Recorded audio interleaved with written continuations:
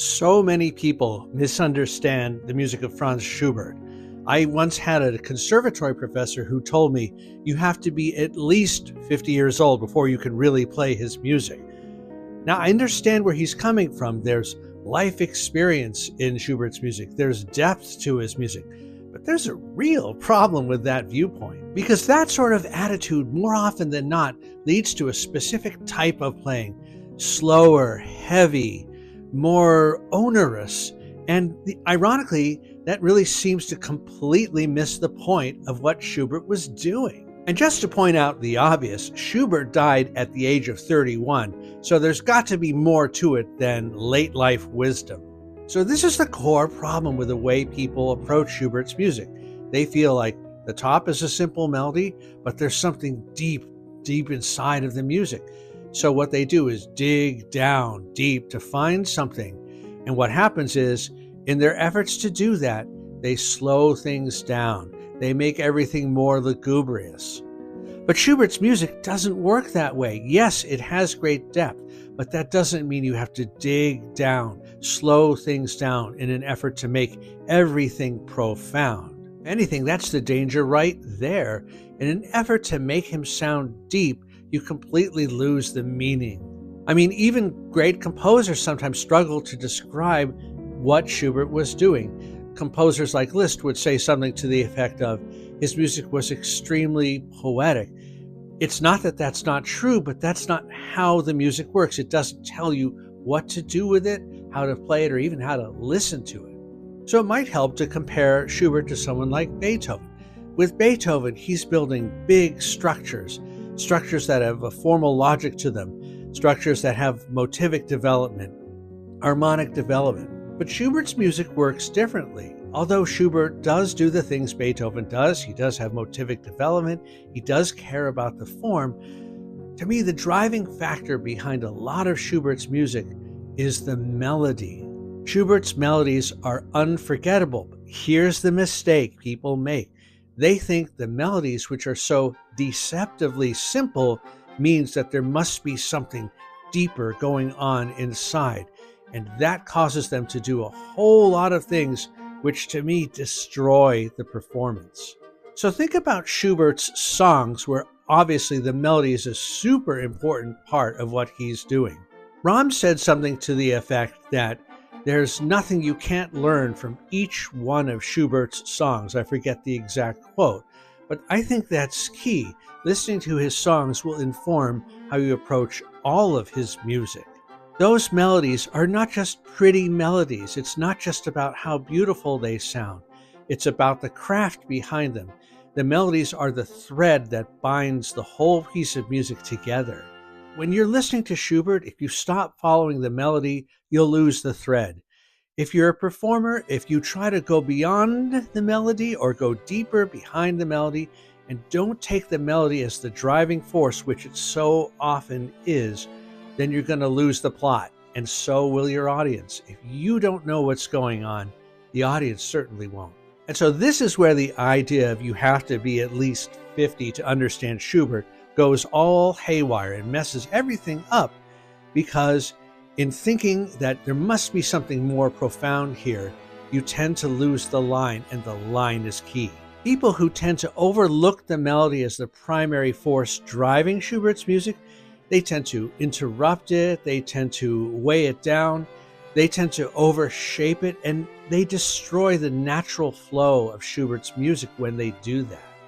And people who don't like Schubert, one of their main complaints is that Schubert seems to meander around and to wander around too much and not get to the point. And if you're listening for something like Beethoven does with that motivic logic, that formal logic, you may find that to be true, but that's not what Schubert was looking for. Often people who say that this is meandering, it's not finding a logical conclusion or a force, they call that a flaw. But what Schumann called it was heavenly length. Schumann said that Schubert's melodies have heavenly length. So now we're not talking about, does this A section match up with the B section? We're not talking so much about form. And don't get me wrong, Schubert did have very clear forms, but it's just that it wasn't the primary moving force in many of his works, in my opinion. I think when we hear Schumann say that Schubert's music had heavenly length, he's not talking about the form. He's talking about you have to let Schubert expand your sense of time. You have to follow him along on his melodic journey to get him. Schubert doesn't so much compress ideas or remold ideas. He lets the melody unfold and then subtly changes the ground beneath you as he does that. You see, here's what happens with Schubert. As those melodies are unfolding, they are cast in different keys. They are cast over different accompaniments. They have new and exciting harmonic changes that slightly and kaleidoscopically shift the meaning. This is a very different modus operandi than Beethoven. And the critical point here is that as a listener, it doesn't rise to your consciousness. It doesn't rise to that level where you say, I see he's modulated to the submedian. As a listener, you may not notice, but things are shifting under the melody. As a performer, you know that it's being cast in different keys. The melodies are shifting over different keys, different harmonies, and sometimes the accompaniment is changing subtly. The orchestration of the melody is changing subtly. It's not something that will rise to the conscious level of the listener, but that melody takes them on this journey, and in that journey, everything changes and acquires a new psychological meaning. And that's a very different way of operating than, say, what Haydn or Beethoven did. But see, that's where the depth is. The depth isn't in trying to find something deeper. It's in allowing it to happen. Schubert gives you everything you need. It's right there in the music. Just allow the melody to guide you, and the harmonies will do the rest.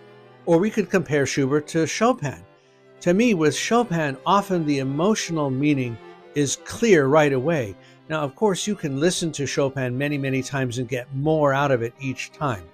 But I think the difference is that with Schubert, the melodies are deceptively simple. They seem more simple. But what's happening underneath is that after you've listened for a while, you go back and realize, wait a minute. Something was going on there I didn't quite get. And you feel you're in a different place than you were. But with Chopin, often the drama is quite clear. It's very sophisticated, but it's quite clear. It's laid out for you. If I were to oversimplify a bit, you could say Beethoven drives you towards an inexorable conclusion. Schubert leads you there gently. So let's talk about why people get this wrong. When performers play Schubert and they think, there's great depth here, like I said before, they dive deeply for something and they try to force that depth. They slow it down. They over-exaggerate the phrasing. It tends to just simply come off as ponderous. It may mean a lot to the performer as they're playing it, but it doesn't translate naturally out to the audience. For music of this time period, we're trained, rightfully so, to hear tension, climax, release, motive, sequence, repetition. Schubert does all of these things, but it isn't in an inexorable way, the way Beethoven presents it to us. Sometimes Beethoven can be very clear about where he's going. He wants it that way because he wants you to follow his logic. Schubert is more subtle, and the problem is that people hear that subtlety and they misinterpret it as wandering. Schubert's music is lyrical, there's no doubt about it. But he isn't just lyrical, he's lyrical in an unstable way. He puts you at your ease with a simple melody and then he subtly undermines it. And to me, that's what makes Schubert's music so magical, because the music shifts the way emotions do. In real life, sometimes emotions don't have clearly defined boundaries. They don't have a dramatic signal that something should change now. And that's the logic that I think Schubert provides us with in most of his music.